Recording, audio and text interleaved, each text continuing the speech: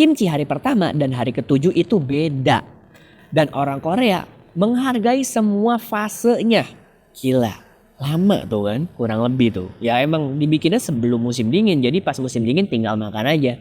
Ya bisa berpikir juga sih. Ya bisa make sense juga gitu, jadinya bisa bertahan di musim yang dingin itu.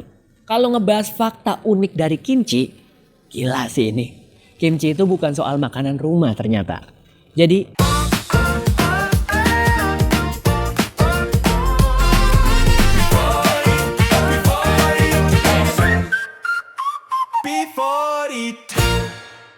ada makanan yang bukan cuma dimakan, tapi dijaga.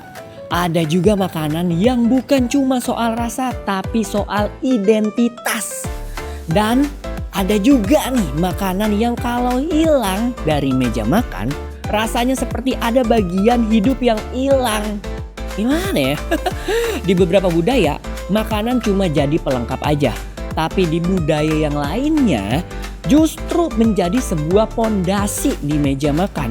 Bukan sekedar pengisi perut, tapi penanda siapa mereka, dari mana mereka berasal, dan bagaimana mereka bertahan hidup.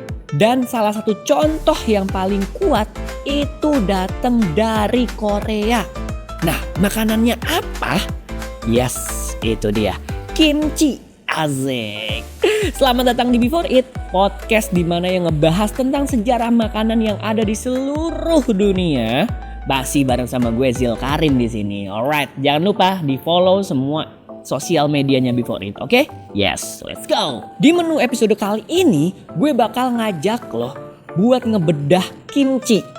Bukan cuma soal sebagai makanan fermentasi, tapi sebagai hasil dari sejarah panjang, iklim ekstrim, budaya bertahan hidup, dan karakter orang Korea itu sendiri.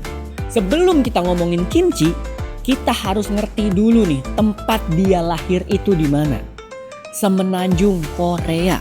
Itu wilayah yang cukup keras. Musim panasnya bisa bikin panas dan lembab. Dan musim dinginnya itu panjang banget. Dingin banget, terus juga brutal. Di masa lalu, sebelum adanya kulkas, sebelum adanya logistik modern, musim dingin di Korea itu bukan soal gaya hidup, tapi soal bertahan hidup. Ladang aja berhenti, tanaman nggak tumbuh-tumbuh. Makanan seger jadi langka dan jadi susah. Dan di kondisi seperti itu, orang Korea harus berpikir satu hal yang penting.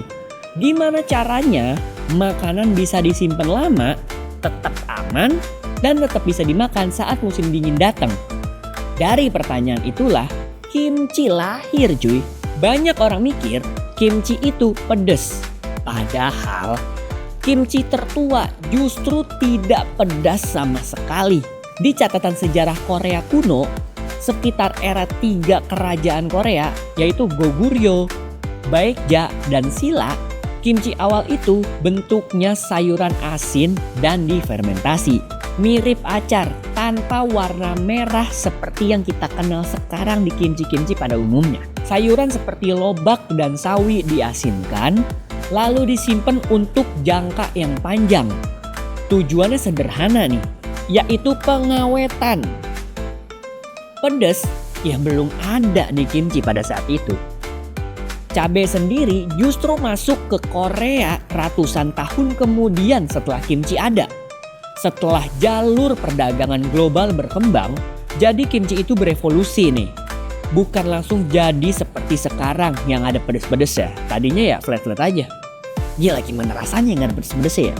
Ya rada aneh gitu. Gue aja yang ada pedes-pedesnya aja ngerasa kayak itu makanan yang rada aneh gitu. Gue pernah makan diajak sama istri gue dan gue ngerasa kayak itu aneh gitu. Tapi kok bisa banyak orang suka ya?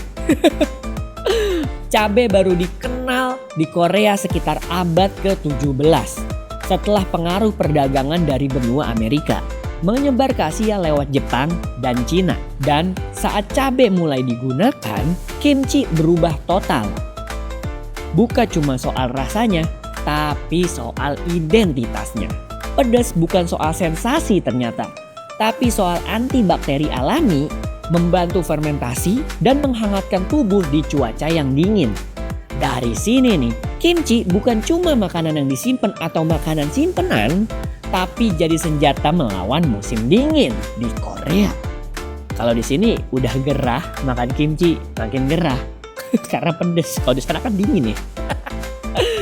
Nah, di Korea itu ada satu tradisi penting yang bernama kimjang. Kimjang adalah proses membuat kimchi bersama-sama. Biasanya ini tuh terjadi saat menjelang musim dingin.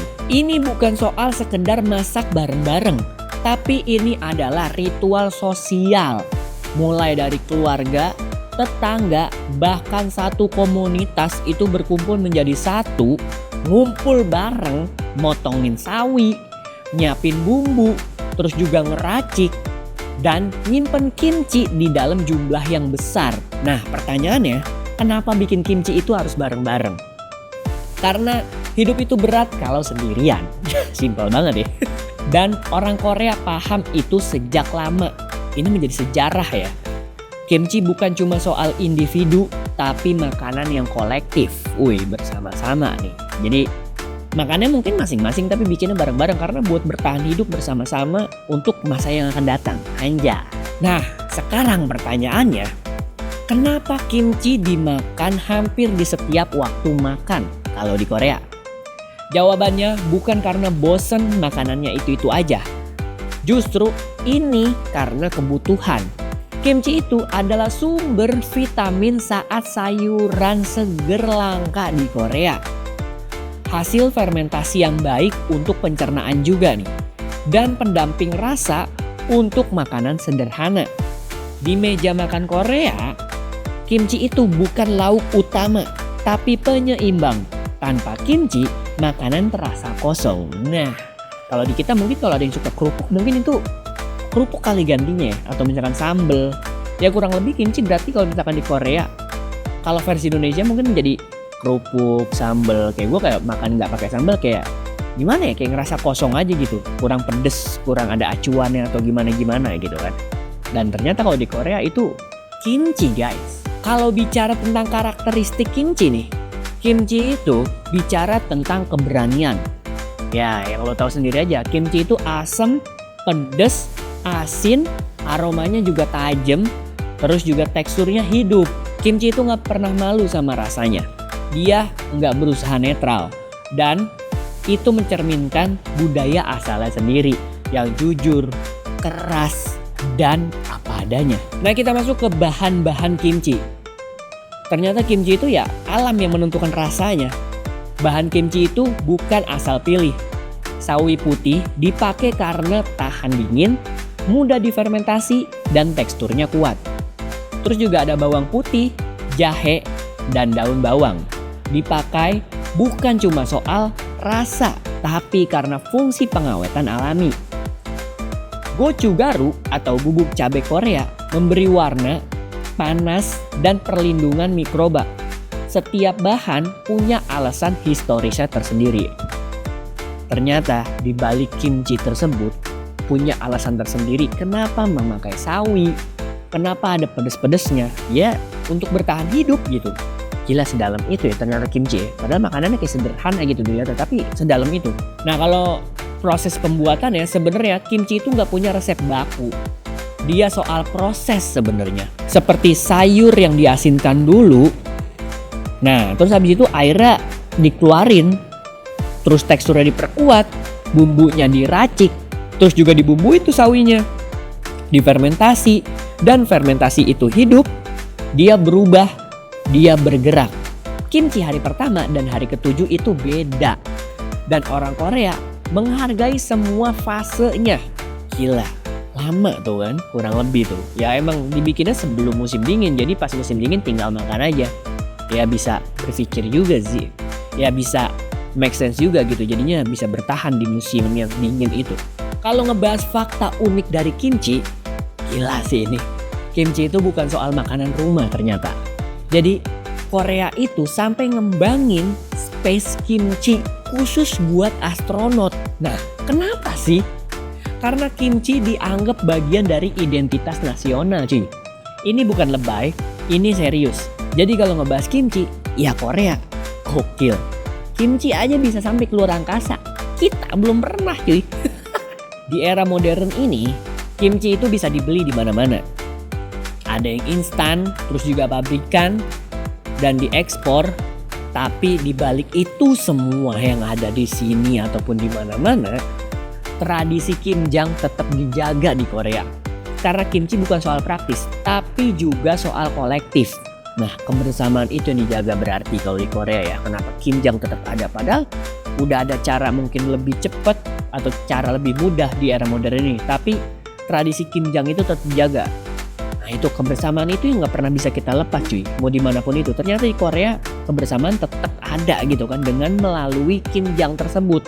Ini sih menurut gue kayak suatu budaya yang bagus banget gitu. Karena jadi kita ada keakraban sesama tetangga, sama keluarga, sama komunitas-komunitas, jadi kumpul terus gitu. Ada alasan untuk kita kumpul, asik. Nah kalau gue bisa simpulin, kita tarik garis panjangnya nih, lagi dan lagi ya kan, makanan yang gue bahas di Before It itu lagi dan lagi itu lahir bukan dari kemewahan, tapi dari kebutuhan. Nah itu dia. Kebiasaan dari kebutuhan, dari kebersamaan, dari apapun itu, pokoknya ternyata bukan semewah yang sekarang kita tahu dan sekeren yang sekarang kita tahu, tapi bisa berkembang sampai saat ini. Jadi itu tuh lahir dari keterbatasan, dari udara yang dingin, dari kebutuhan bertahan hidup, dan dia tumbuh bersama sejarah, berubah bersama zaman, tapi nggak pernah kehilangan jiwanya tersendiri nih kimchi. Dan dari kimchi kita bisa belajar satu hal sederhana cuy. Makanan yang bertahan lama bukan cuma soal karena rasanya enak, tapi karena ceritanya yang kuat. Alright, gue Zil Karim dan ini Before It, karena setiap makanan punya cerita. Bye-bye.